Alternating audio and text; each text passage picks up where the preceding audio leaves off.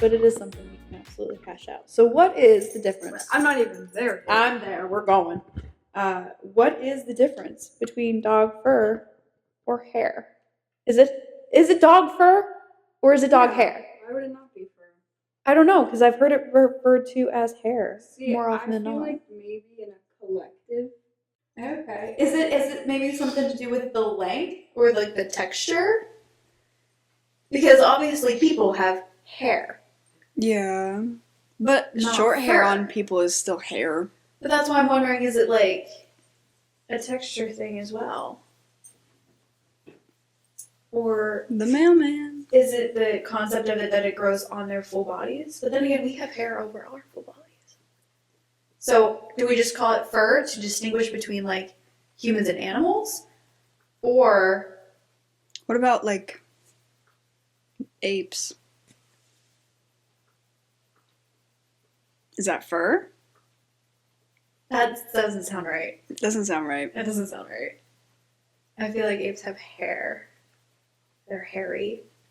Yeah, hairy. But why? But Because then they're you have closer to human? cats. Yeah, cat. That Or you say hairball. haired. Yeah, a hairball or like a long-haired cat. Or hairless cat. So- But not furless. So are fur and hair two totally separate things? But cats Or- are fur babies. Yeah. Or are they just interchangeable? I think when it leaves the animal, it's hair. That's what I'm gonna go with. Because the cat is covered in, it has fur, but when it's But it's a stuck in its throat. long-haired cat. There are long-haired cats, and that's the fur or the hair is still on them, but they're referred to as long-haired. Same with dogs, right? Short-haired or Short-haired. long-haired? Like they're technically long-haired. So it's hair when it's on them and off them. But we don't have fur. Do we have I think fur? someone messed up along the way. I think there was an inconsistency somewhere. Someone messed up. Welcome back to my aunt's attic. We Hello, have hello. hair all over our bodies. We wouldn't call it fur. No. Does it have to do with the closeness of the pores? Because our hair is like a little bit more spread out. I think. Dog's hair is more close together. So then it's fur. That's I an really wanna, interesting. like, start picking at her fur hair You can. and examine it. Does This it have to shouldn't do- perplex me as much as it is. Oh, that doesn't make sense though, because hair on your head is still hair and it's closer together. Or is it? Or is it just thicker? Well, a lot of people. Well, that depends. What if you're bald? Well, that just. That has You nothing to still do have with hair it. follicles. They're just not in working order. Fur. You said it offhandedly, and now it's perplexing me. Maybe fur is a texture. Well, that's what I said. Is it a texture thing? Maybe. But the individual follicles. Why can't I say that word? I don't know because that's Is that a word? No, Follicles? maybe, but not in this context. It's follicles, hair follicles. Oh, what am I saying? I don't know. Follicles? Am I thinking molecules? Molecules? Follicle? That doesn't sound right either. Hair follicle. Yeah. The that's it. individual hairs are hairs. Because we wouldn't say this is a fur. That's true. It's a It hair. would have to be like a tuft, a full tuft of fur. Yeah, which would be multiple hairs. We would call that a clump. In human. A clump. What is that?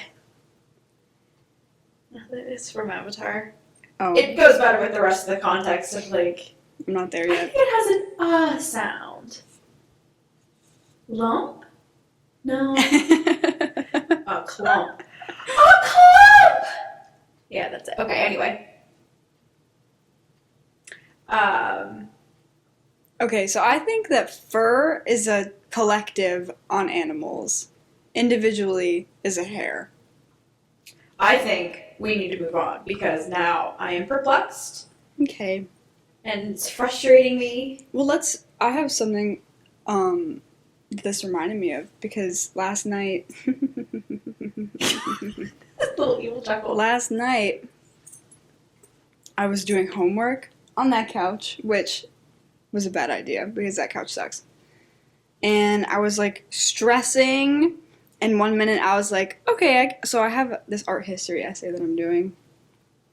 And I love this class, but because it's like information that has to come from the book, it's like so much information and it's overwhelming.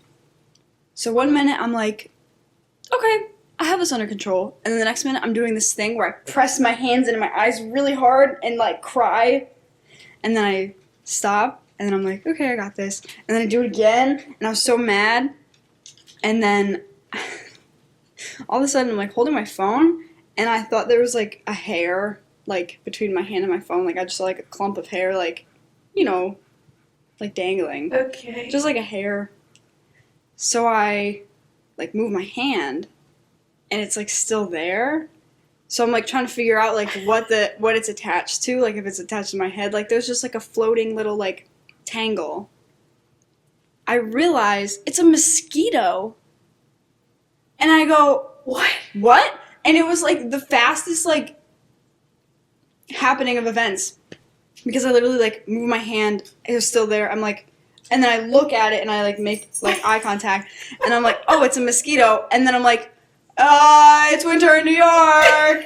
What? So then I go and I try to kill it and it's like gone, but also not in my hands. So like, where is it? And I'm like, did I just stress hallucinate? I'm like, that was so weird. There was definitely something there and now it's not there. Maybe it was a hair and I moved it. Or maybe it was I don't know what happened. That mosquito? It was in the float. It was coming for me. It was hovering in the air, floating, flying with its wings. Oh my This God. morning, I'm laying in bed, and there's a freaking mosquito floating around my head, and it lands on the wall above my bed. I think I'm being haunted. It lands on the wall, and I'm like, okay. I like look at it. I'm like, for sure a mosquito. I grab my pillow. Bam, against the wall, and I, you know, like when you kill a mosquito and it just kind of like smears and it just becomes like a little ball of like mosquito legs. Yeah. I thought that was what I was gonna see, but I pull the With your pillow away, and there's a smear of blood down the wall. It's still there. Ew, with your pillow? No, on the wall. The No. pillow had a little bit, but mostly the wall. You used your pillow? What was I gonna use? My hand? You get up and you find a shoe. I was afraid I was gonna lose track of it. Your pillow. I don't have any shoes upstairs. Oh, that's so gross. Well, Oh, that's so gross. it's not the one I put my head on. It was a decorative one. Oh, but still. Aren't decorative ones harder to wash now? We'll see what happens. Ew. That reminds me. It reminds me of a time when I was living with Natalie in her old apartment, and down the stairs to our basement there was, I don't know. I mean, it's just like the wall above the stairs. You know what I mean? Like when you go down the stairs, obviously there's a wall above you. Yeah. No, I don't know. But there was like this weird ledge that went around, and you couldn't reach it other than if you had like a ladder and you put it across from like the floor going from the start of the basement. Anyway, there was one of those like silverfish bugs. I think that's what they're called. But they look like centipedes, but they're not centipedes, and they're like wicked fast. Oh, like with a million freaking legs that Yeah. are long and ew. Yeah, there was one of those. It was like on crack or something because it was Fast. It was on the wall where we couldn't reach it. And those things freaked us out so bad, which they're actually kind of good to have in your house because they get other pests that That's are okay. more harmful. But I'm like, you don't deserve to live here. No. So we called our landlord technically. You call the We landlord. called our, so listen, our landlord lived in the other side of the duplex, so it was like our houses were attached. He could easily come into the house, but whatever. But he was older, and so we didn't bother him. We bothered his son, who lived in the house next door. And so we called him up. We're like, oh my God, Pete is gonna kill us. Come in here. He's like our best friend. Like we go out to dinner with him and his wife and daughter all the time. They are very good friends, and so it was more of a joke. We called him up. We were like, oh my God, Pete, come save us. But he actually did come. He actually killed the bug for us. So kudos to Pete. But I hate bugs. I don't do Same. bugs. I don't do mosquitoes. You know that was actually a form of torture. People would, Mosquitoes? yep. They would put a person in like a little room in a netted cage, so the mosquitoes weren't biting you. It was just the.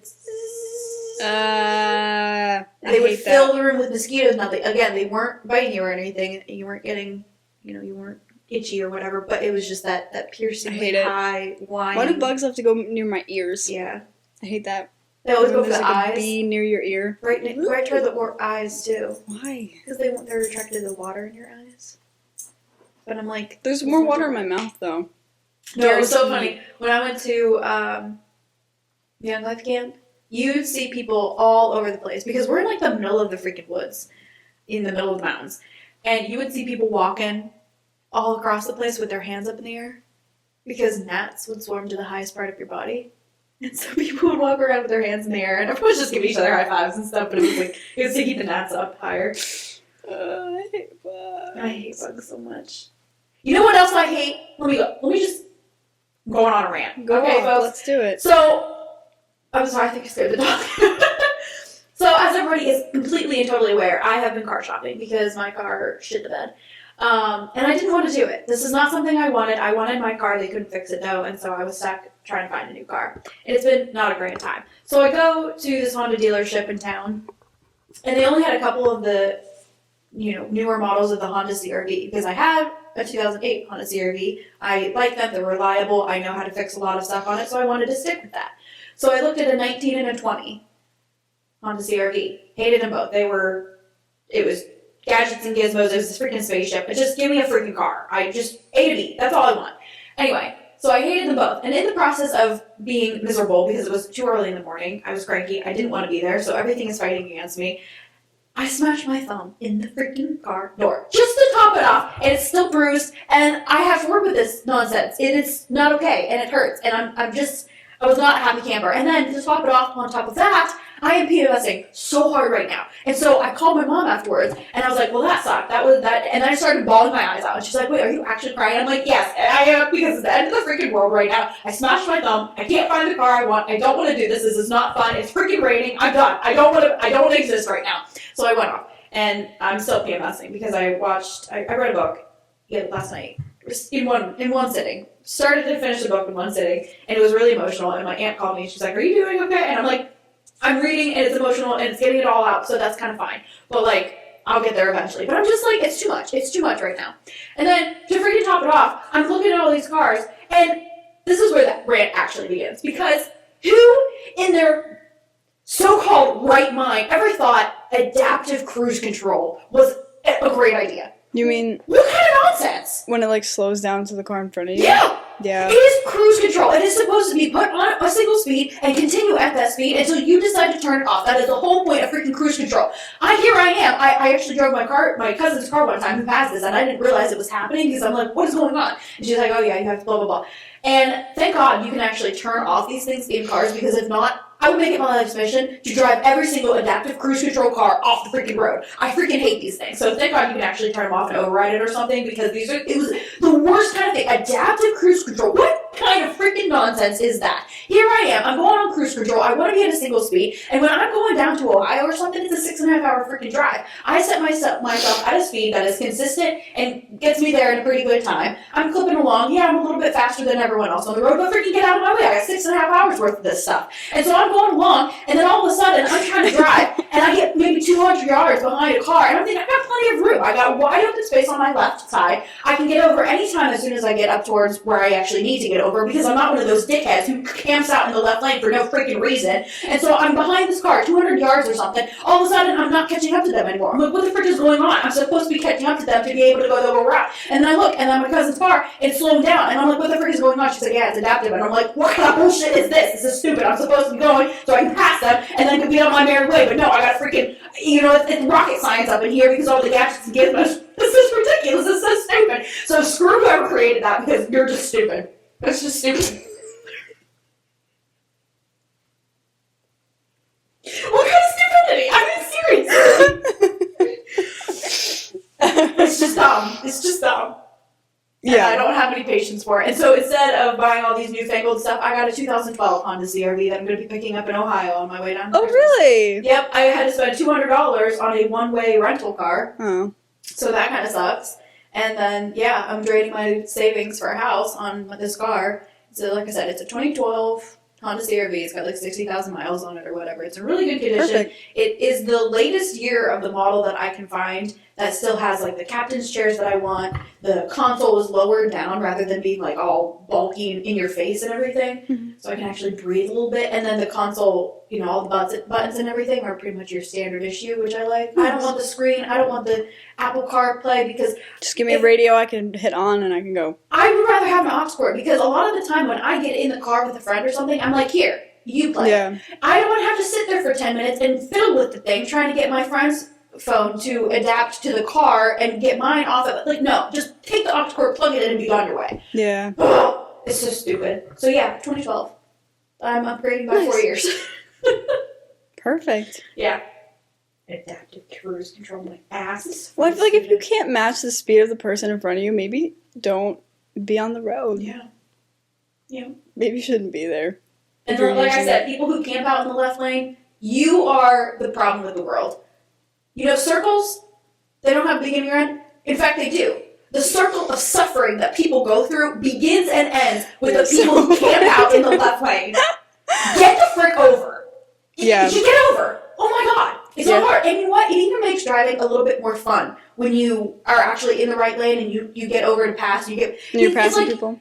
instead of just going straight and mind-numbingly just nonsense, actually being able to get around people, it makes it a little bit more fun, a little bit more exciting, a little bit more control. It feels like I'm in Mario Kart. Yeah. So I'm, get the like, frick over, drifting, people. and then I go past them. Yeah. Yeah, the other day I was behind this guy who's like probably about my age, and he was like obviously on his phone. Like I saw his face in his mirror, and he was like doing the up down, up down, up down, up really fast, up down, up down, up down, and he was just camping in the left lane, and I was trying to like get around him, but there's people in the right lane, and so I'm going back and forth, and I'm like, are you paying attention? Like, hello. He was going so slow in the Yeah. left lane, and he was making me so mad, and he wasn't letting people pass him.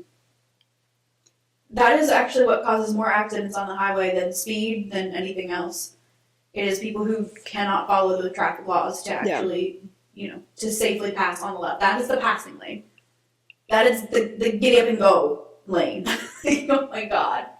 And another thing is like people still don't understand zipper merge. Or if they do and they just don't follow it. I'm like, again, you are the problem with society. Because the whole point of merging is to take your turns to keep the flow of traffic going. When you are cutting people off and you're slamming on your brakes, Just drive staggered, and then when it comes time, we'll all line up. yeah, That's and what then I do. that you never have to touch your brakes. Mhm. If you are doing it properly, you never have to touch your brakes. If you keep yourself at enough of a distance from the person in front of you, and to be able to do the, one person go, one person each time.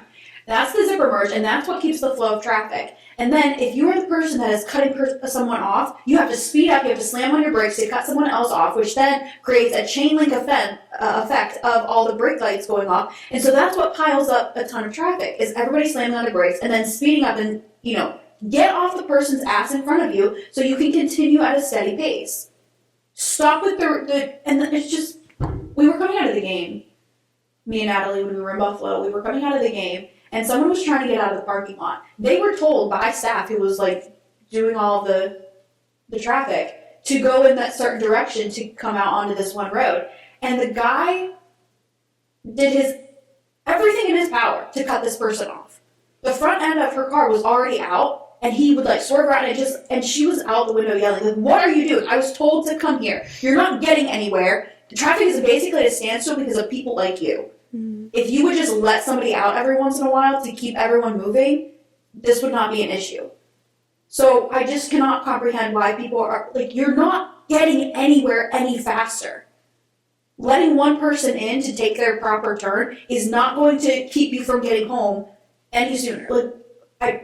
Well, I love the satisfaction of like when someone does something like that, and then we both end up at a red light together, and Just it's like, stare at them like, congrats. Look how far you got. oh my in life." god, you're in front of me at a red light. Or the people who ride your ass and then they pass you in like, it's a 2-lane road and it has like the dash yellow line, whatever. It's like, wow, you're so cool. It's like you got one car ahead. You literally saved 0.0006 seconds off your trip. congratulations. Yeah. You are a hero amongst men. What? I hate people. Same. Period. And I was in the car with a friend one time, and a semi truck was trying to pass another semi truck. This semi was hauling ass, man. He had every reason to get over and pass this other semi truck. And she was coming up to try and pass him, but he had just cleared enough space to get over. She started to accelerate to get past him first. I'm like, back off and let him in. Yeah. Again, what were we gonna say? Like, just let him in. It's safer if you're paying attention to let the semi in, pass, and then he'll get back over. Mm-hmm. All you're doing is potentially getting to his blind spot and have him crush you. Like, you're dumb. You're dumb. So I yelled at her. I was like, you back off and you let him in. I don't have patience for people that are just selfish and rude and just the worst. So yeah. Big giant middle fingers to all of you. And I know I told this story before, but I was going down Ohio. I was on my cruise control. I was getting over into the passing lane when I only needed to. And I was in the passing lane passing a couple cars, and I came up behind a guy who was camping in the left lane. And I waited. I had to turn off my cruise control, and I waited to properly pass him on the left, hoping he would get the message, get over into the right lane so I could properly pass him on the left. He wouldn't do it. So I'm like, okay, eventually I had to cave, and I got over onto the right, and I started passing. He flipped me off. He flipped me off. I'm like, you are 1,000% in the wrong here. I gave you every opportunity to do the proper thing. You didn't do it. Now I'm leaving, and you're going to flip me off? Death. Also, it's That's what not you deserve. it's not personal. I'm just Yeah. driving faster than you, and that's it. Yeah. It's not a big deal. I'm the one trying to follow the traffic laws. I'm the one, accelerating to speed that's proper in the passing lane. And it just, okay, let's move on because now I'm angry. And I'm tired. I'll always let you drive. I appreciate that. I can't stop driving. It's the herky jerk of people because I'm like, I don't like being jerked around in the car. And so when someone's braking, My all mom of a is sudden- so she drives this huge car and she's so jerky and My I get aunt so knows. sick. I don't like her driving at all. Because she does the thing, she'll speed up and slam on the brake rather than just easing forward. I'm like, what are you My doing? mom takes fast turns and is very jerky and it makes me literally so sick. So I just drive always when my mom and I are together. My mom has a tendency to multitask in the car and is jerking all over the wheel, swerving this way and that way, and like has to correct real quick. And so I'm just like getting jolted around too much, and it makes me so infuriatedly angry. We've hashed it out a few times. We've gotten into arguments because I'm like, she'll be talking on the phone or she'll be trying to put on lipstick, she'll be trying to eat a sandwich or something. I'm like, just drive. Just drive it. And she's got a freaking huge Tahoe, so she's all over the road and it's like really sensitive. Mm-hmm. And so I'm just being rattled around, and it infuriates. I'm like, just drive the freaking car. She's like, don't be blah, blah, blah. And I'm like, then let me drive. And she's like, you can't drive, blah, blah. My mom drives fast, and then if we're in the car together and I'm just like following the Yeah. freaking speed of traffic, she will yell at me, "You're going too fast!" And I'm like, "Lady." My mom's excuse is because she's a professional driver. She thinks she's like the best driver out of the whole family. I'm like, you're really not. You can drive a bus. You can't drive this Tahoe. And so anytime I'm like, I'm driving, you're not doing it. I can't stand being in the car. I can't stand also being at the mercy of other people. It's like that's how I was with my friends back in high school. I was like, I always drove because the one time I didn't drive, I got stuck with it. I wanted to go home and she would not take me home. Mm. And I'm like, never again. So I drove from there on out. I never got into someone else's car. I was like, I'm the designated driver. And I had a Jeep Grand Cherokee. I want to say it was an 06. I want to say it was my brother's hand-me-down Jeep Grand Cherokee that he drove into the ground. I tried to take care of it, but by the time I got it, it was pretty trashed. But that was when gas was over $4 a gallon. Oh man, I was paying $60 a week to man. fill that thing. Because me and my friends, there was nothing to do in St. Clairsville. We would just drive up and down. We would just drive around and find places to park for a little while, then drive around some more. That was it. So I spent $60 a week in high school. Wow. Just to hang out with my friends and I am like. But yeah, I did it because I was like, I'm not getting in someone else's car. No. I'm a good driver, but I get like anxious, and it's hard for me to make like a quick decision if like, you know what I mean? Oh, really? Like I get just like overwhelmed, and I'm just like freeze, and I'm like, So you're not I very don't know good what the best offensive. decision is. I guess See, I'm pretty good at either that's good. offensive or defensive. I have fun on offense. Oh, it's a good time on offense. And then as far as defense goes, you just have to read the body language of other cars and just be Mhm. ready for it. So yeah, I do. I love driving. I drive a lot. I didn't get my license or my car until I graduated high school. Really? Yeah, I got my license in like July after I graduated, and I got my car the next month. Isn't it like you can skip driver's ed or something like that if you're 18? Or... Well, you can drive after 9 p.m. If you have what? That just sounds funny. I don't know. If you had taken driver's ed, you can drive after 9 before you're 18. Okay. But once you turn 18, you can drive after 9. See, I think like in Ohio or something, it was like if you waited until you were 18, you just took the driver's test. You didn't have to go through driver's ed. Well, you don't have to go through driver's ed here. It's No. just there's more restrictions on your license before you're I see. 18. I think it's like you can't have more than one other person in the car with you, and you can't be out after 9, something like that. Yeah, I don't know. Yeah. I got my license, my permit, my license like the moment I could. I sat through driver's ed, and they're showing these like really cheesy videos from like Oh the my God. 60s or 70s or something. What Yep. is this? Oh my God. Yeah. My parents forced me. I was never going to get my license if they didn't make me. Just be Never. chauffeured around. You should have seen me the first time I ever drove a car. What? I was literally going for like 2 miles per hour, and I was like, ah, ah. I was like freaking out. I drove to my friend's house that lived like a mile away, and it took me like half hour. The first time I drove, I was to practice. I don't even think I had my permit. No, I did have my permit. I think it was like maybe right after I got my license. You know what? I don't even know. It doesn't matter. But the point is, the first time I ever really drove a car, my mom took us around the parking lot just to kind of get me used to the Mhm. feel of the car. Started going on roads. I will never forget. St. Clairsville has a lot of pretty narrow roads.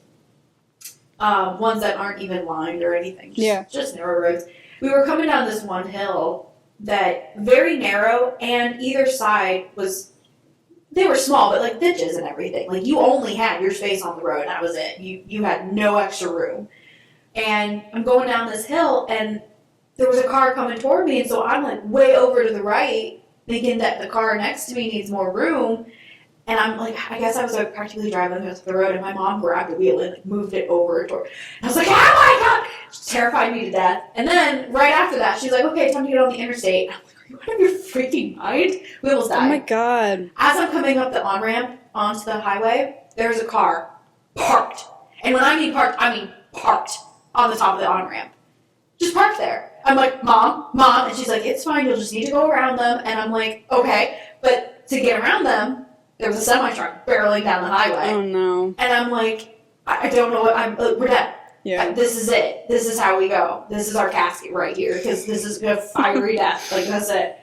It was awful, and I didn't want to drive after that, and then I got very defensive, because I'm a perfectionist, and so anytime anyone points out any kind of flaw, I take it very hard, and so my mom trying to teach me to drive was not a good time, because every correction she gave me was like, I felt like a personal attack, and so I was just like, okay, I know, I'm like, I freaked out.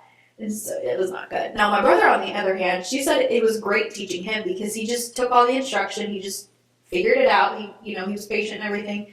Me, on the other hand, I was like, okay, I understand. Like, I already know. Like, oh, jeez. I just need to calm down. I will say, though,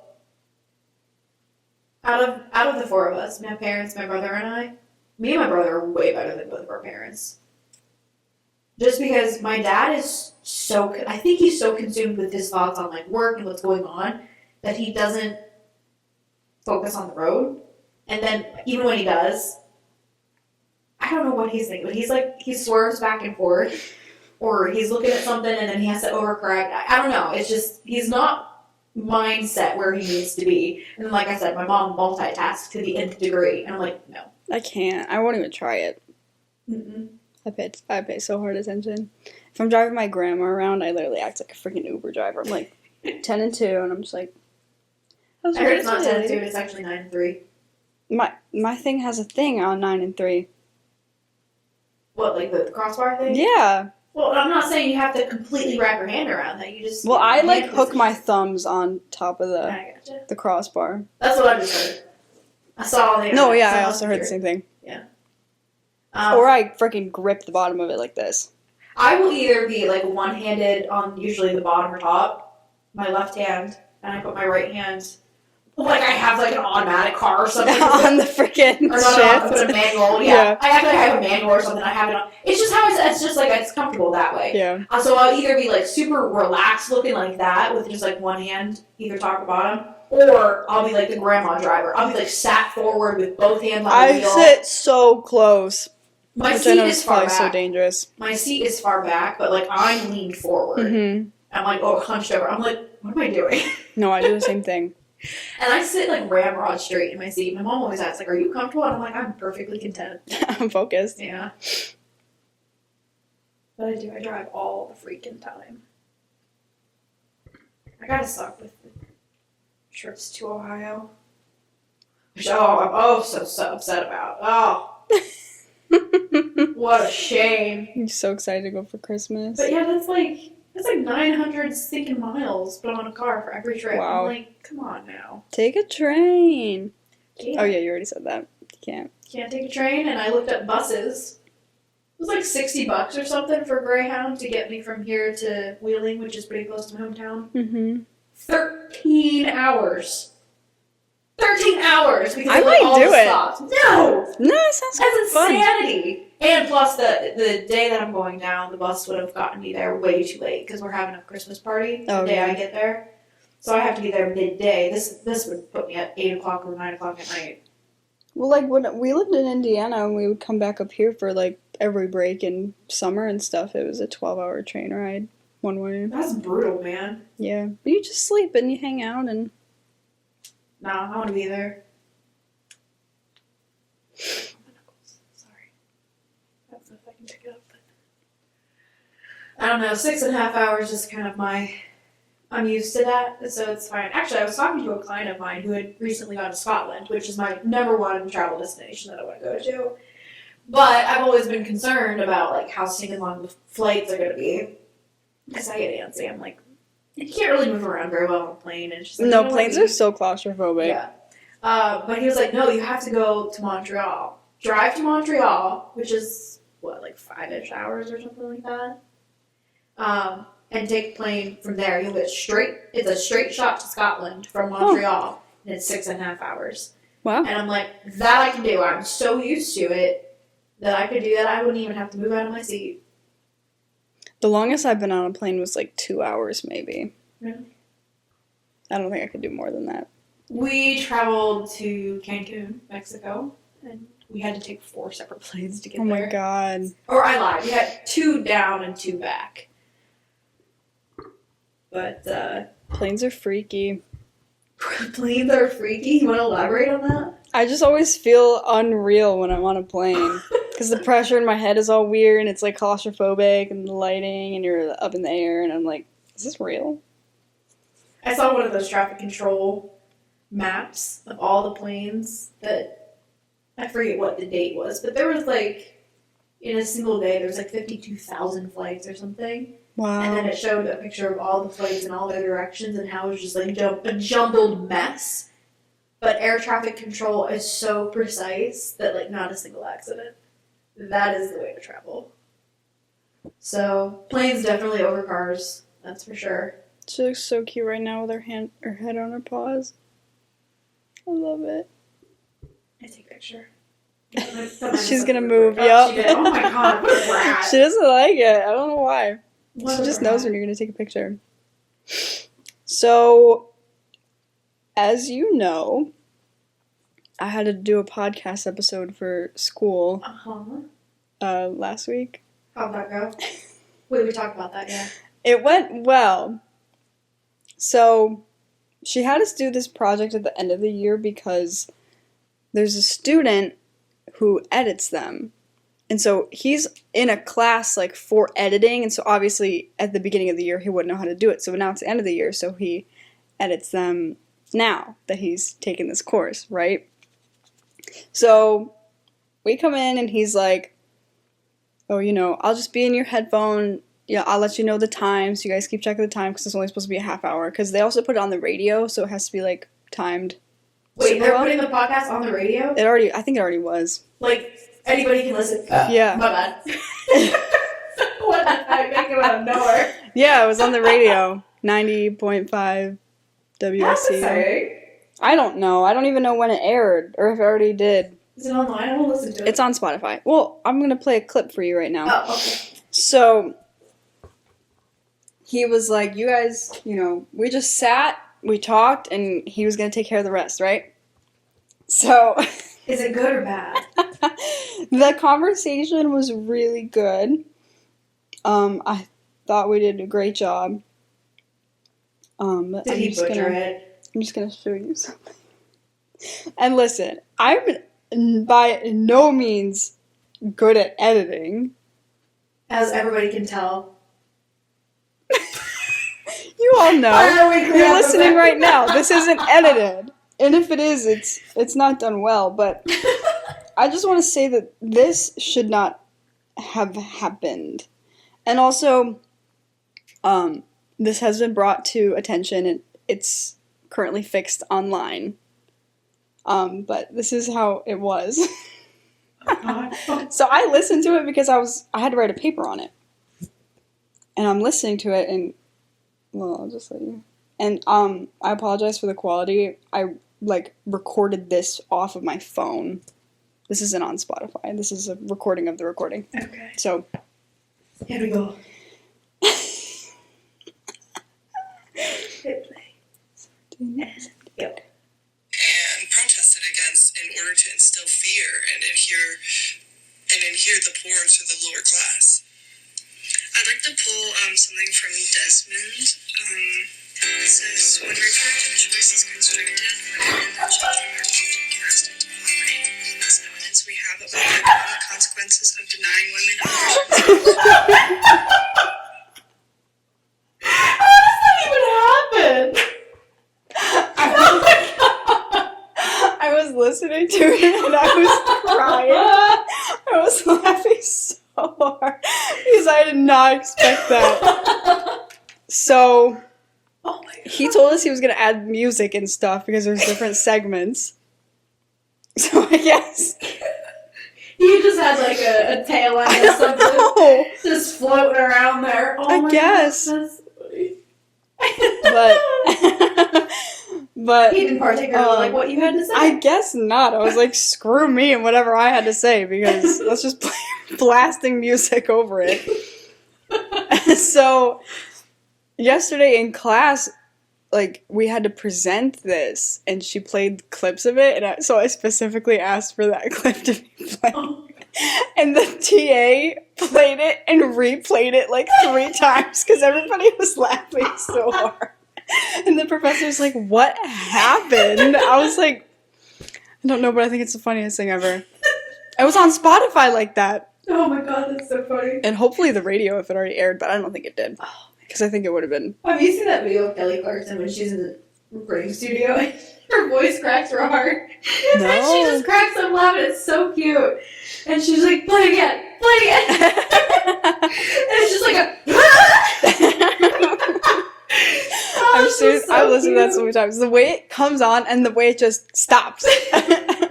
But he said that we weren't going to be able to hear him saying 10 minutes. But you can hear him in the background because he was just in a booth next to us. So you can't hear him via his microphone, but you can hear the fact that he was in the room with us. You hear him be 10 minutes, guys. Wow. What? Wow. What? Not very professional setting, eh? Not at all. And I didn't think it sounded that great either because the microphones were so sensitive that if one person was just an inch further away than the other person, which obviously it was all different. So there's different levels of volume. See, that can be edited though.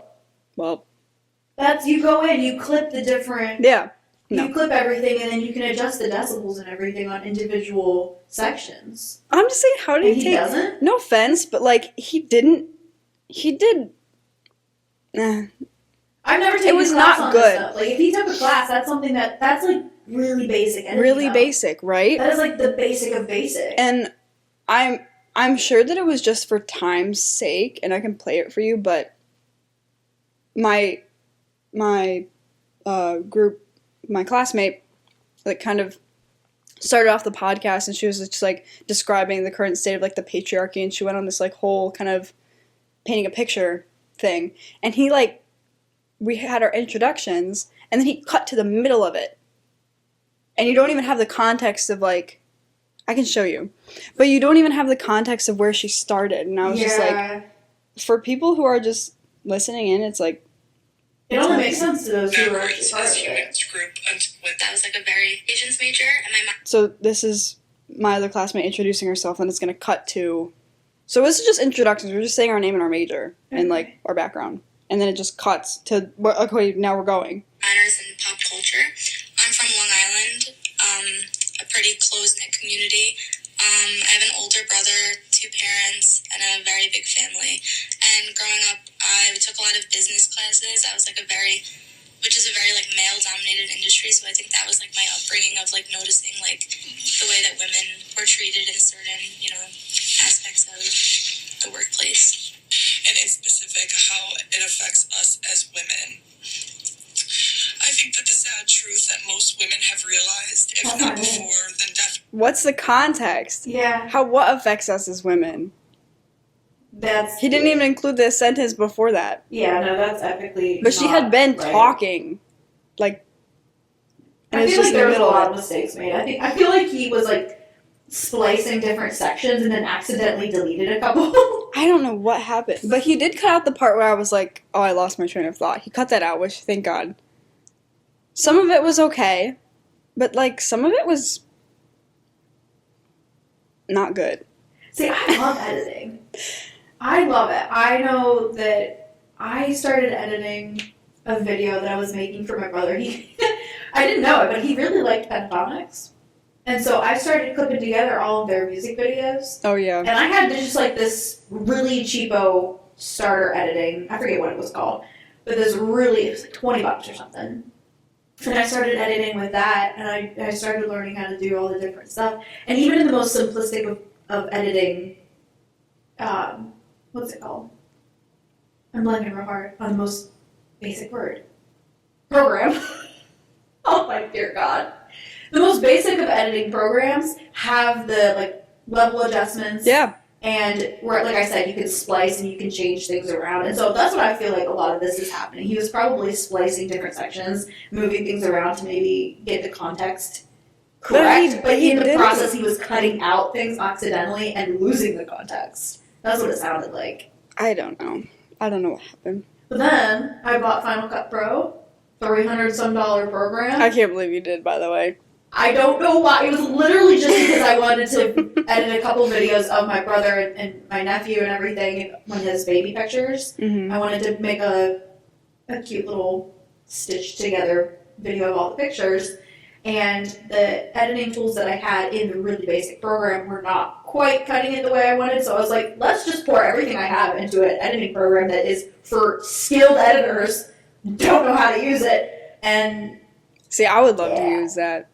if you I'd love want, to play with it. you can borrow my laptop sometime. No, I don't no, use no. it ever anymore because I don't have Wi-Fi. I love editing. Like, my friends and I, when we were, like, in high school and stuff, we would, like, just record, like, little dumb, like, skits and, like, make TV shows and commercials, and I would edit them. Because I hate being on camera, but I love to be the person recording and editing, and, Yeah. like, yeah, I don't know. I love being like a cog in the machine. I Yeah. love being part of something that becomes something bigger, and that's why I loved Showfire so much. Mm-hmm. Because I was just one of a whole group of people on the stage. And I just loved it. I loved that even though I was only one small part, that if I didn't do exactly what I needed to do, it all turned to shit. And I loved that. I loved being tech crew for a couple middle school and high school plays. I loved that. I was like, this show, even though I'm only doing like small little jobs, this show would not run without me. Mm-hmm. And that is awesome. Yeah. I loved it. I love being kind of on the outside and watching people enjoy what I made. Like, Yeah. even though I'm not a part of it Uh-huh. and they don't even maybe know that I did it, Yeah. I like watching people have fun Yeah. and like sitting on the outside and being like, I did that. That's exactly how I feel like with the people watching. My Yeah. enjoyment comes from watching other people have fun. Yeah. Because a lot of times I'm tired and I don't want to deal with people because that would make it not fun. But if I'm just sitting back and just letting people do their thing and just seeing people, I'm like, that is such a good time for me. Yeah. And so that I feel like transcends into so many different aspects of life. When my sister was she was graduating the 6th grade, they had, I don't know how I got elected to do this. Maybe, I'm trying to remember the timeline of everything. But they had all of the parents send me like flash drives of pictures of their kids, and I put together like a montage with like music of like childhood pictures and pictures from school and stuff. And so after their graduation, like we're all in like this like hall having snacks and stuff, and they played this video, and everyone's like going crazy, like they're laughing at the baby pictures, like they're having so much fun. And I was just like, You're welcome. I You're made so it. welcome. and they paid me $50. Hey, you're a professional. It took me forever though. And then I also made like a montage for my sister's basketball team in like I think 6th grade or maybe 5th grade, I don't know. But the parents loved it so much. It was so fun. No, seriously, some of the best editing I have ever seen in my entire life is in the movie Fundamentals of Caring. Have you seen that? It's got Paul Rudd and Selena Gomez and this other kid. Paul Rudd plays the Oh! caretaker. I've seen the trailer for it recently. It's on Okay. Netflix. Yeah. It's a Netflix movie. And Paul Rudd plays the caretaker for this kid who has Duchenne muscular dystrophy. And spoiler alert, if you people haven't seen it, you have to see it. It's such a good movie. It's so freaking funny. But spoiler for this one little part, that's not a huge spoiler. Anyway, they go on this road trip to see a couple different spots that this kid has always been interested in. And one is the world's largest bovine. And they get to this barn, and the cow, it's taxidermied or something, and it's upstairs in this barn. And the kid is in a wheelchair, and there's no handicap access to upstairs. And the editing of this movie, when they finally agree to like take this kid up, it's all these like beefy guys struggling to get his wheelchair up. And it just cuts to that real quick of them struggling, then cuts to them being upstairs. And then it cuts back and forth of the cow, the kid, and Paul Rudd. Their eyes just like all staring at each other. It just cuts from one to another. And then it cuts back to them struggling to get the kid back downstairs. Mm-hmm. That is some of the most prime example of editing that it cracked me up every single time. I gotta watch that. I was interested in it when I saw It it. is so freaking fun. Obviously, me describing it is not funny, but when you watch No, it, I can and see it's it. just, I know what you mean. dear God, it's perfect. And every time I'm just like, that is editing at its absolute finest. And I just love it. That's always what I wanted to do. I picture things. My mom's like, you should be a movie director. And I'm like, I actually would love to do that. Because the way I see things, I can see the certain angles I wanted to do. I can see how I want to cut it. I have this actually, it's not even a full story. It's just this particular way I would like to film this movie that I have in my head. I have no full storyline, but it's of war. It's of these certain characters in like medieval time war. You got your suits of armor, blah blah blah. But the main character, am I giving too much? You know what? It doesn't matter. I'm just gonna. It's not gonna make any sense to anybody other than. Okay, so as everybody probably already is fully aware of, I struggle with depression pretty badly. And the thing with medieval times is depression was not a thing that they knew anything about. And so I wanted to kind of cut together a movie about a character who is going through war times, loses his or her entire family, and is struggling with depression. But depression not being named, that's not the focal point. But you follow this character who is so completely engrossed in their depression, they're just honestly like a war machine at that point. They feel nothing, they can't get, they're just like, I have to do this because I have to. That's literally it. And so it follows this character, and I can just see the way it's edited together and their relationships with different people. Like, they're just basically a soldier. And so the king, anytime they have interactions with another particular character that they either respect and trust, or they are suspicious of and they don't trust. The angle of their head, the way they look at them, the way they hold themselves, would all be so precisely filmed, Mm-hmm. not ever spoken about, but just edited together in a way that when you watch the film through, you can see where it's going without actually being told where it's going. I wish I could explain it better, but I don't even have the full storyline. It's just how I want to cut this thing together. Mhm. That's it. That's all I have. It's just like how I want to film this. It's so frustrating. But anyway, the whole ending movie, the end of the movie would show this character kind of breaking a little bit because the person doesn't smile the entire time. Mm-hmm. The smallest, slightest little smile towards this one other character or something. That's how I picture it. I don't know the relationship. I don't know exactly the context of it, but I can just picture at the very end, the one time this character smiles is towards this person that they have gone through this entire journey with, and they just, not even a full smile, just like a tiny, and I'm like, I want to, someone make me a director, because I can see it. Oh my God. Anyway, moving on, because none of it made sense. I can hear myself not making sense. Let's direct a movie. I wanted to be a director. That's what I did. I had to do a project in 8th grade of like what I want to be when I grow up, and I picked a director. Yeah. We had to make this giant business card, and I made it the freaking. Oh, yeah. What do you call that? The, I recently learned how that actually works. Because I was like, what does it do? The sound of the clap, it just comes up. You can just see it in the waveform, and so it's easier to know when to start. Because you can just look at the wave and you just see a big line, and so you're like, well, oh, that's what you it's do over when there. you're editing. You look at the wavelengths and you match Yeah, kind our of. audios. Yeah, and So I look the- for like pauses and stuff. Yeah. And that makes sense. And then that's the thing, the audio will hear the clap, and then it has all the information, and so you can find the proper video editing as well to match with the audio. Yep, that's brilliant.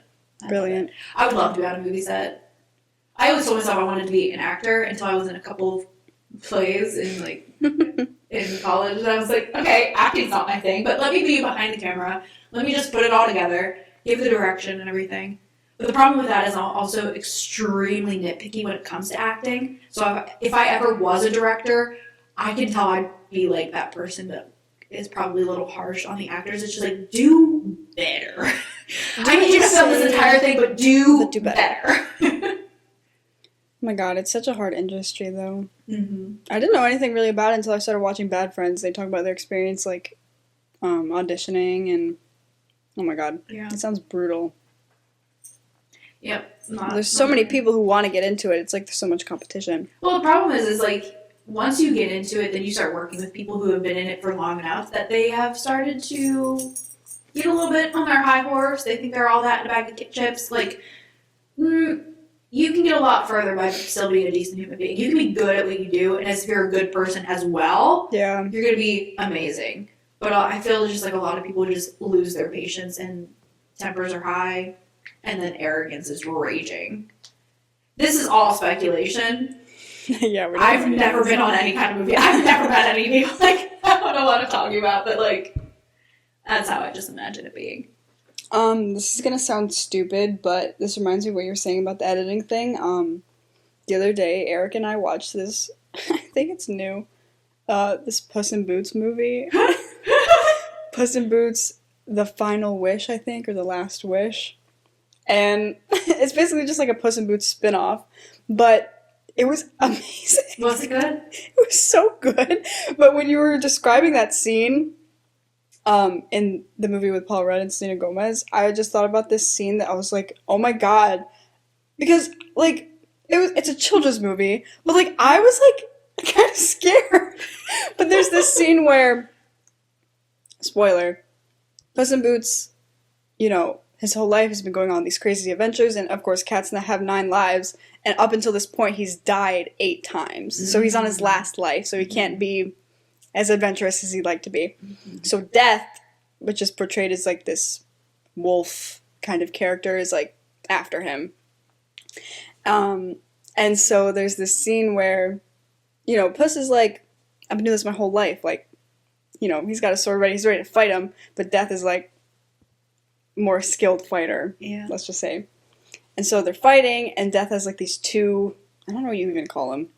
These scythes. But they weren't on a stick, they were just like knives, but curved scythes. I think they're still scythes. Yeah, these 2 scythes, and they're fighting, and it's like a slow-mo shot where he just grazes Puss in Boots' like head. and like a drop of blood falls past his eyes, and he sees it, and then the fur, his hair stands up, and like his heart's pounding, and it just flashes to when he's a baby, and then it flashes to moments throughout his life, like when he was afraid, and like his life is flashing before his eyes, essentially, and the wolf is like, or Death is like, I love the smell of fear, and he clangs the two sides together, and he's coming after him. I'm like, holy crap, like, I am so into this, and it was so scary, just the shot of like, the blood comes down, and his hair stands up, and it's flashing, like his life is flashing before his eyes. I was like, oh my god, I was on the edge of my seat, I was like terrified, and the character Death, like the wolf, his eyes, oh my god, I just have to show you a picture. He's so scary. So I was scared of it. Well, now I wanna watch it. You should watch it. Is it on something? It's on Netflix. Netflix. Excuse me. That also reminds me of the fact that on the other side of things, the worst editing. Obviously, with Songbirds and Snakes out, my obsession with Hunger Games has refueled. So I rewatched all the movies. The editing in the Hunger Games, the first movie, when she volunteers and she's like fighting off some of the peacekeepers. Oh, I haven't seen that. Oh my god. Yeah. You've seen this? No, I've seen the wolf, like Yeah, pictures yeah. of the wolf. Look how scary this That dude that is. is actually so scary. He's actually terrifying. Yeah. Oh my god. That's horrifying. He has I this mean, whistle, like every time he's around, you just hear like, and he's Oh, whistling. that's Oh my terrifying. But you've seen the Hunger Games, right? No. What? god. Oh No, my god. I'm not really I have interested in it. No. Not really. You're wrong. Anyway, it's like the whole. Are you? What? How can you not be interested in it? It's like a whole commentary on. I don't even know what it's about. I volunteer as tribute.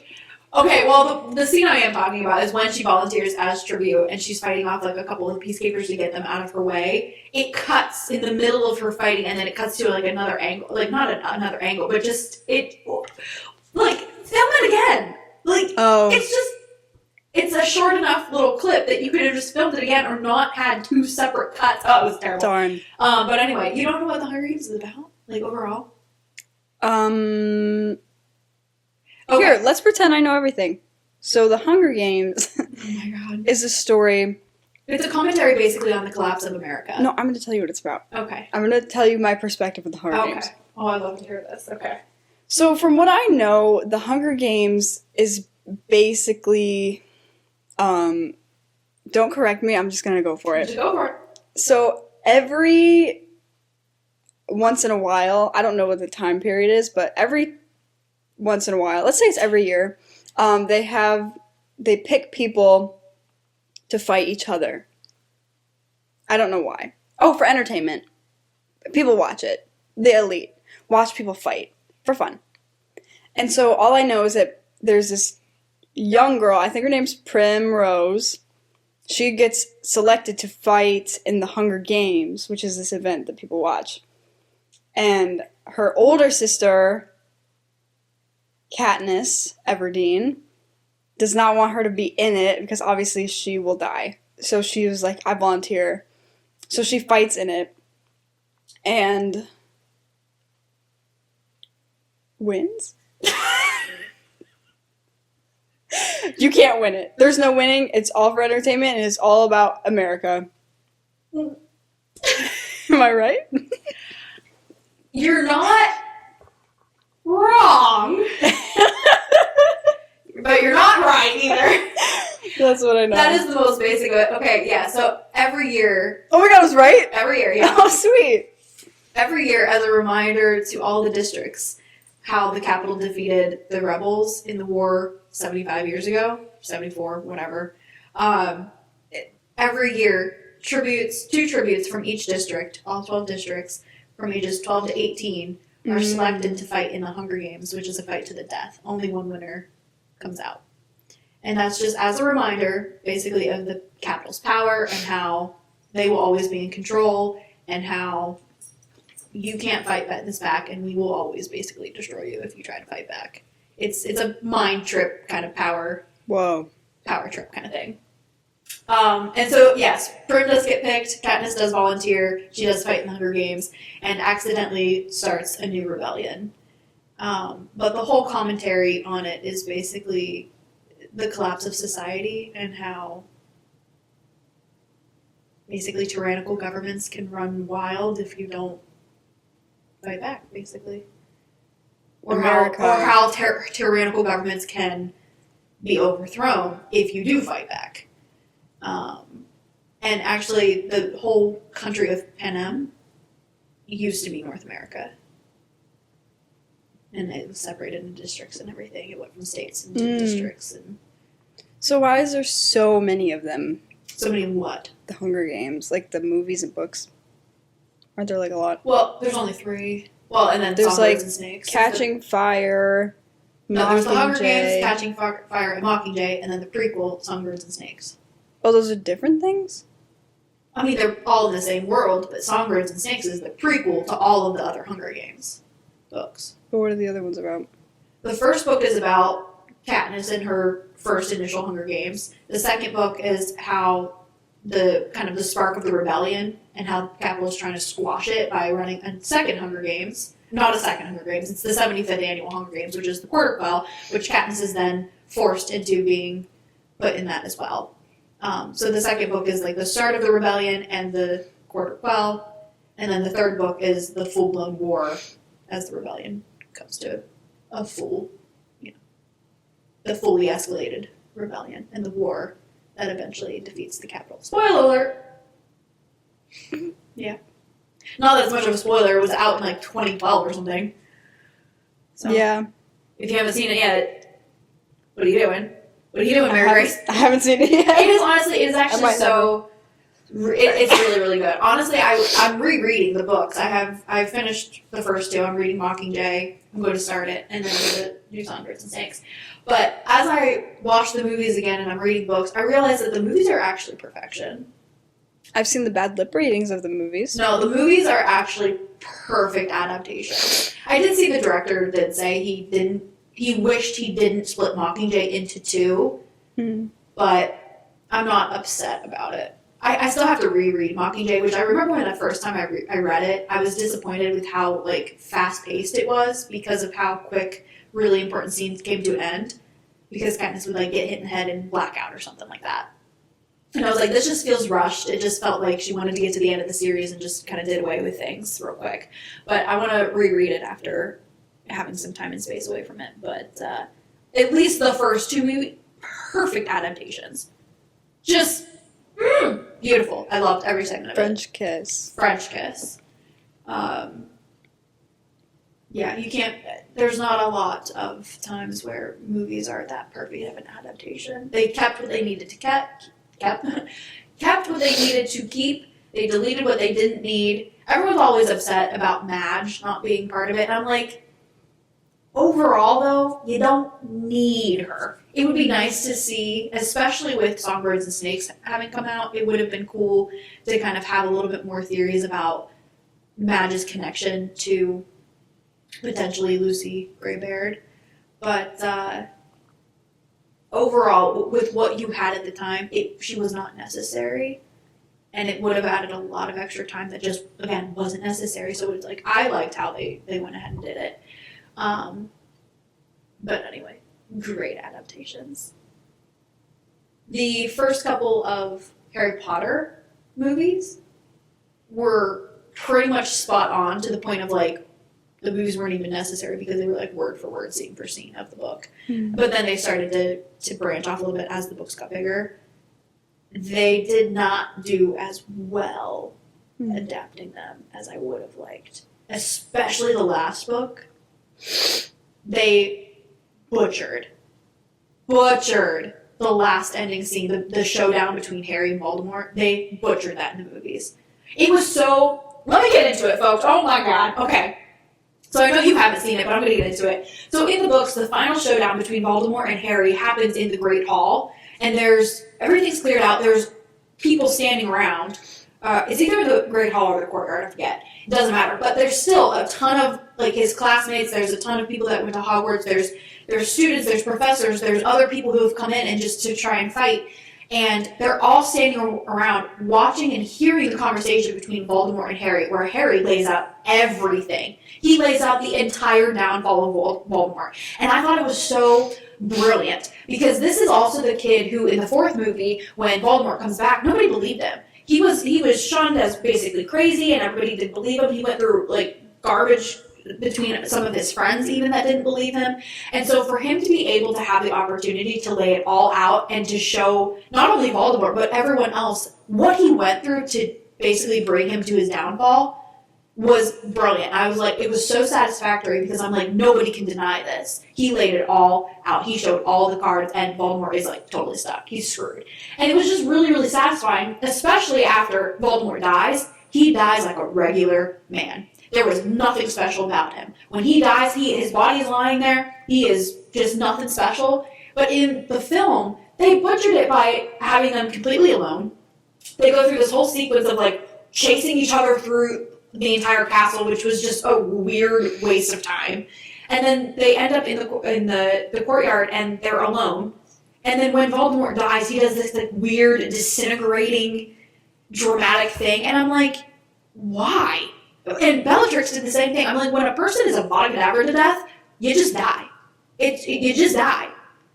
Both Bellatrix and Voldemort do like this weird disintegrating poof thing, and I'm like, why?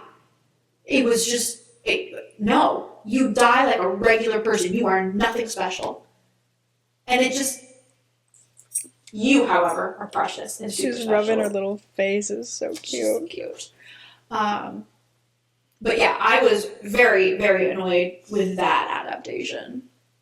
They just, and then also, how hard would it have been to show Harry fixing his wand with the Elder Wand before he snapped it? That was kind of important. That was actually a little bit kind of important, because that was like a whole scene in the first of the two films of Hermione accidentally breaking his wand and him being really, really upset about it and everything. Because like, your wand is an extension of you. Like, that is a huge part of who you are. Is like, and so he needed to fix his wand before he broke the Elder Wand. And so they didn't show that in the freaking film. And I'm like, you wasted so much time on stupid stuff instead of putting like the small details that actually make it really important. Like, oh, okay, so not a fan, but whatever. The books are perfect. I love them. Anyway, moving on. How many books are there? There are 7 books, 8 movies. Wow. Cursed Child can suck a dick. Anyway. Is that an extra movie? No, it's a Broadway play, stage musical or something they put up now. But it was J.K. Rowling's attempt at, I don't even know what, but Making it more was, money. yeah. It was a screenplay, basically. It wasn't like a full book. It was like a screenplay of Harry when he's older, and it was about his kid. And the problem with it is time travel is so specific and very difficult to do properly and have it actually work and make sense. And it worked beautifully in the third. The third book, the third movie are both my favorite.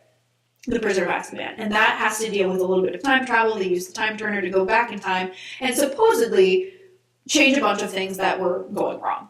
But the thing that they did so perfectly in the third book and the third movie was show that they didn't actually change anything. They just put it into action because it was already occurring. Because with time, when they go back in time, that sets off like a whole loop in the timeline. And so you see in the movie when they're first going into Hagrid's hut, they're hanging out with him, they're talking, and all of a sudden out of nowhere, Harry gets hit in the back of the head with a stone. And then another stone. And like, what the heck was that all about? And then later in the movie, when they do travel back in time, you see Hermione is actually the one who throws the stones and hits him and everything. And so you see that it already happened because they put it into motion. And it will always continuously continue to happen because they already did it. They didn't actually change anything because it was already happening. And that is so specifically difficult to get right in timelines, especially that they ruined in The Cursed Child because there was this whole other thing with like Voldemort having a baby with Bellatrix and like having to go back and kill and blah blah blah. And I'm like, everything you just did in the third movie, you completely wiped out with this because the way you did the time traveling in this would have changed things, would have completely rerouted the entire timeline.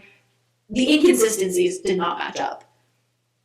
Had you stuck with like your original timeline plot and how it worked, it would have been okay, but you didn't. You changed the aspects. You changed the nuances of how time travel works in this world, and it just sucked.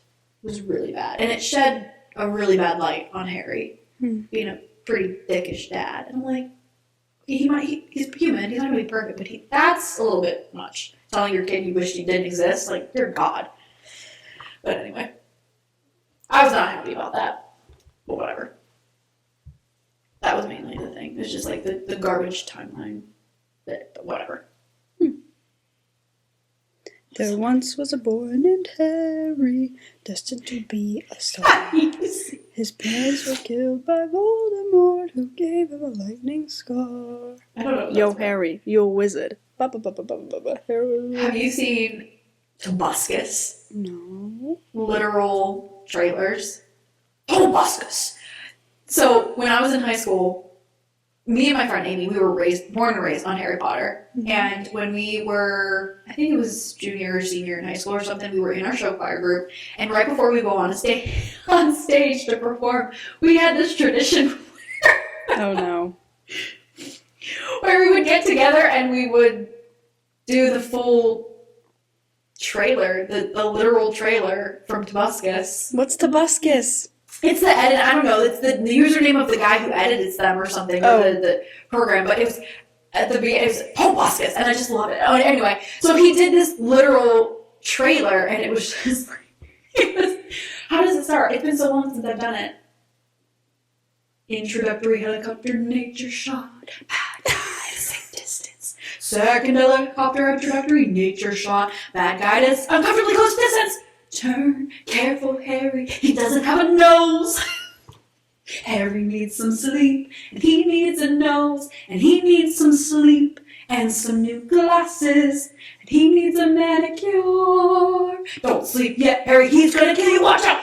Spelled all too many passengers, dramatic turn. How does he hold him up? First time he touched a girl, pen up, pointy roof, leaf bed, look right, this movie is extremely important. Okay, and it goes on from there. What is that? So you have to see the video, because the trailer, when the movie first put out its trailers and everything, it's just a literal translation of it. Oh. It's Can like- we watch it? Yes. Oh my god, yeah, I don't need to sing it, let's just watch it. It's fantastic. But no, like what I was saying is like me and Amy would get together and we would sing that entire literal trailer. Just together, we would just be facing each other, just like, pan up, put your beat. Every time it was like, look right, we would turn. Oh my god, we were such idiots. I loved it. Tobuscus. Spell dodge too many passengers. Is it this one? Yes.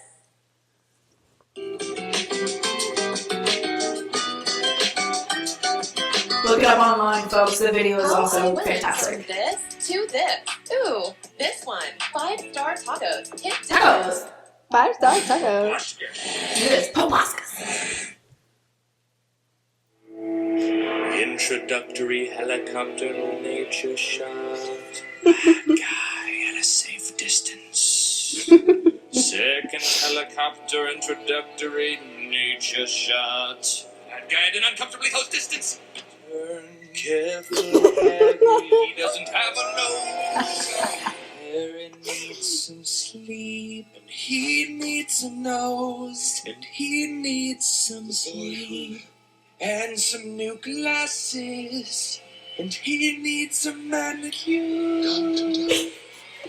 Don't sleep yet, Harry, he's gonna kill you, look out! Failed out too many passengers, dramatic turn. How does that hold him up? First time he touched a girl, hand up when he roof, leaf bend up right. This movie is extremely important. Force field results, dramatically raise hand. That train is screwed slowly, look yeah. This movie is the most important movie you will ever see. Backed up in a library. One dragon's face, we just scared of a bunch of bad guys, but he acts brave while he runs. He's got a mind to tickets. Last guy on a bridge, we're front row exploding. Running closest, God, cast the spell. Be careful with that thing too late. Okay, time out. Oh, thank God, okay. We would do this whole thing. We'd be like panting and like dramatically. It was ridiculous. I love Okay, this. go. Dragon Wow, take he off. really doesn't have a nose. Kill people running flex. Hard 1 November walking chase that by you wizards flying force. Girl Scout Harry, they got him help him run. Swing. Or to July to burning. People running backwards, screaming, waving upward, waving, kissing, snake has felt time to blow up the town. Wizard lightning. This is so stupid. Huge shiny beam in other lanterns come out. I loved it, and we would sing that every time before That's really fun. competitions. That's really fun.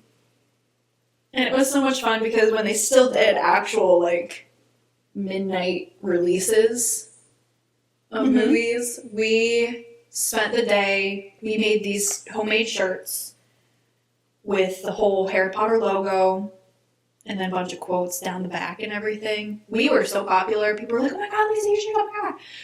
And we waited in line. We sat in the hallway of the movie theater for so long, waiting to get our seats and everything.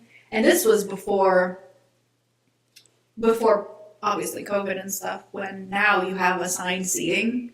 You choose your seats when you get your tickets or something. At least they do that here. They never did that in Ohio. And so you had to get there just wicked early to be able to make a good seat and stuff. So there were people lined out the door. Have you seen this? Hi, babe. Mommy, I got my two done and my nails. What colour, Taylor? What colour? Blue. Blue. See, I've got a manicure and a pedicure. And a pedicure. Yeah, see, that's what, see, we needed some therapy. Very different baby. Mommy, So cute. My Baby accents toes are so done in cute. my nails. I I couldn't stop watching that this morning. And my nails. Have you seen the? Obviously you have. No, that's not funny. I've got school. I feel sad for her. I don't laugh at that video. I can't I laugh love her at it. accent. Not I at just her feel accent, but sad. it's so cute. I feel so bad. She's really She's stressed. stressed. She's, I know, so, I she's feel so stressing bad. so hard. It's not funny. I've got school. Oh, it's not funny.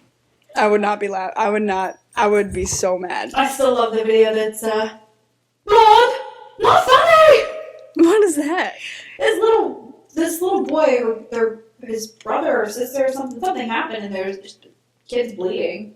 Mm. And the other one's just like trying to tell the dad, pointing with his little fingers to the blood, and the dad's laughing. He's like, "Not funny." He's so cute. Blood. That's so funny. And a pedicure. I feel bad for kids who are when they're so serious and they're obviously distressed about something, but it's so cute and so funny for adults. But they're stressed and they don't know how to articulate. It's like, no, this actually isn't funny. Stop laughing at me. It's not funny. I've got school. I always feel so sad. Nope, still the kicker is, which one of you took a shit in the toilet and didn't flush? Disgusting! Disgusting! Oh my god, how old is that video now? Love it. Disgusting. Every time, oh no. Oh, which one is it? There is a Christmas song that I love to listen to. Alrighty. That specifically, I don't know why, but the way he says Christmas, I can't help but home for Quizmoys. Oh my god, that was terrible. But no, it's like a guy from like the 40s or something. Let me see. Oh, it's Burl Ives. A Holly Jolly Christmas by Burl Ives. Something about the way he says Christmas. How does he say it? I don't know, play it. I can't play it without what is turning it? Burl Ives. Burl? Holly Jolly Christmas. Are we gonna get in trouble for this? We're Spotify? not even famous enough to get But I bet they check. How do you spell Burl? URL. Duh. And then it's the word Christmas we're looking for. Yeah. Can I see the lyrics, please? Have a holiday Christmas like this one? Yeah. Christmas. It's like that. Wait, I just did it. Christmas. And I can't help but quote the chick. She's just, Merry Chrysler. Merry Chrysler. I always say Christmas. I'll be listening to Christmas music. Jolly Christmas. Christmas. I'll be like in the shower. I won't be singing along. I don't usually sing along to some of the Christmas songs, but every time he says, I'm like, Christmas. Just, that's the only word I'll ever Oh say. no, that's gonna be stuck in my head. It's so funny. Have a holly jolly Christmas. It's like crispy. It's like Christmas. Crispy R's. I hate those. I wish I love No, I hate it. I hate when people do it on purpose now that it's a trend. I don't know how to do it on purpose. My mom doesn't have a crispy R. My mom has like a weird IR sound where she'll say like girl or like bird. I think it's just an accent, but she says like bird or girl. Oh my gosh. I don't think literally it's crispy, I I've spoken to sigh. your mom like one time, and I actually know exactly what you're talking to. It's how she forms her mouth around it. I don't know why. Yeah. Mm-hmm. It's weird, Mm-hmm. but yeah. Okay. Yeah. Girl, bird. Well, I always was interested in on how different accents form and how you can see that they're spoken in different places of the mouth, Mhm. and how some countries actually hold their tongue at the bottom of their mouth, whereas we hold our tongue at the top. And it's all just linguistics, man. It's so fascinating to me. Super Phonetics fascinating. and linguistics and language in general. Just Have you ever played with that website where it's like a mouth, like it's like a cross section of someone's profile of their mouth, and you can like move the tongue and the throat around and like make different sounds, and it's really funny. no, I've never played with that.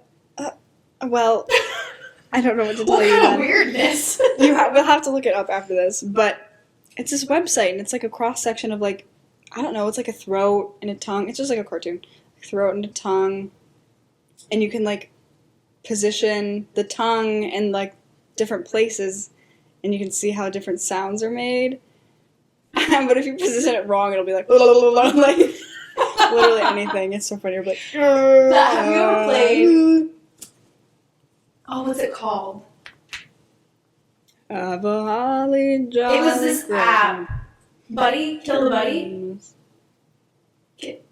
Kill your boss? No, like kill the buddy or something like that. It was like literally just this dummy, or this like voodoo doll looking dummy in this Mhm. box, and it gave you. It was free. It gave you like unlimited weapons to just murder this doll thing with.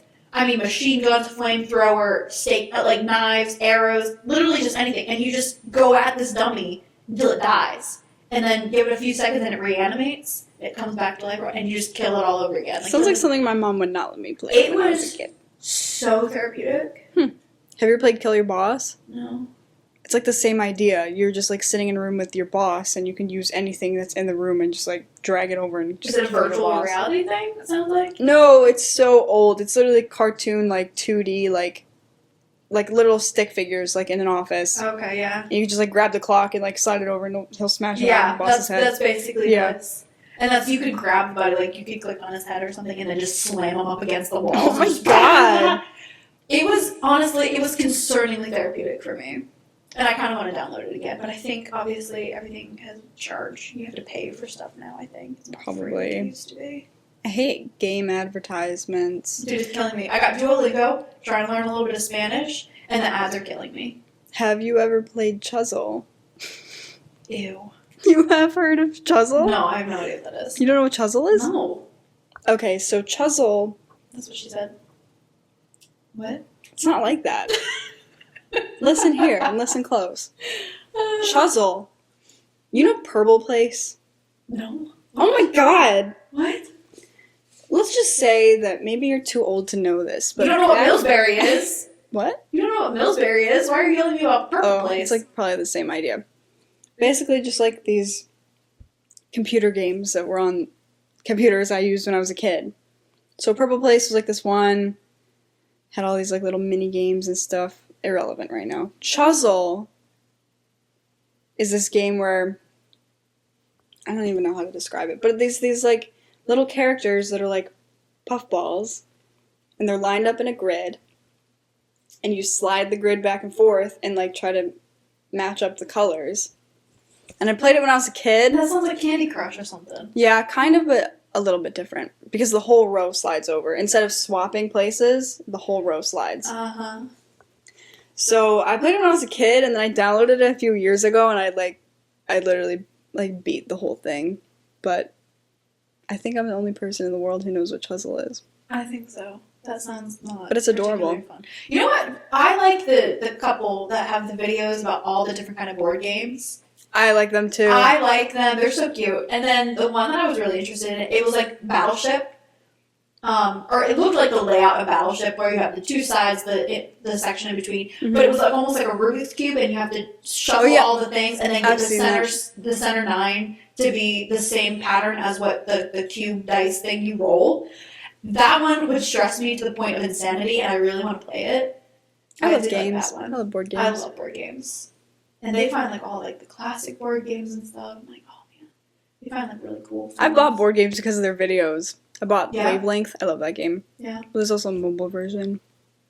The color one gets me. Oh, I have it. Like where you get Like you hints on what say color over- it is. yeah, I have it. Yeah, we're gonna have to do that sometime because I'm so bad at it. Yeah. Yeah, I thought it'd be good. Do the cards that you pick give you clues, or do you have to come up with your own clues? You make up your own. Well, that's harsh. You decide to give it Like the clues. card will just have like some options of colors and like the number that it is below it, and that's it. Gotcha. And you have to be like bubblegum or like friggin' I don't know, Yeah, that's concerning. I don't know how good I would be at linen. finding the linen. All the things. All the I couldn't things. think of anything that was color specific. All right, folks. I think that about does it for this week. Oh I my think God. we've exhausted some Oh topics my as God. well as time. We're at our time here, so I think that's it for today. Get out of the left lane. Yeah, Okay? please. Just get out of the left Go lane. watch Puss in Boots: The Last Wish on Netflix. That. Yep. And the fundamentals of caring. And that one too. And the Knight's Tale. Go edit a Because I video. can't not talk about Knight's Actually, everybody stop editing. Move out of the way. Danielle and I are gonna be. Tale. Yeah. If anyone wants to put any new ideas as far as film and all that nonsense, we are your directors. Yeah, and don't hire us based on the work that you see here. That's irrelevant. We actually have someone edit these for us. Well, no, I'm gonna throw her under the bus. Mary Grace edits these. I don't. If I did, they'd be fantastic. But, just kidding. I love you. I don't. I do. I mean, what? What? What? Where do you go now? Listen, I edit them, but I try not to put in too much effort, but I also try to put in enough effort. But I don't want it to be like heavily edited. Because I like, Yeah. the podcasts I listen to are They're not. almost not edited at all. Well, I think the only thing that we ever edit out of ours is just long pauses. I edit out long pauses, and then when you drop information about work that you're not supposed to, I have to edit that out. And if I drop the freaking my address, I have to edit it out. So that's kind of it. But other than that, I mean, we're not shuffling things around. We're not adding or whatever. No. What you hear is what you get, folks. This is just us. Take it or leave it. You can look, but do not touch. Can't look either. We don't film these. It's a Wiggles song. What? Yeah, it's about like going to the zoo. Oh. Oh, Okay, okay. look, Context look, matters, look, folks. touch. Context matters. Anyway, we will talk at you next week. Hey, talk to you next week. Bye.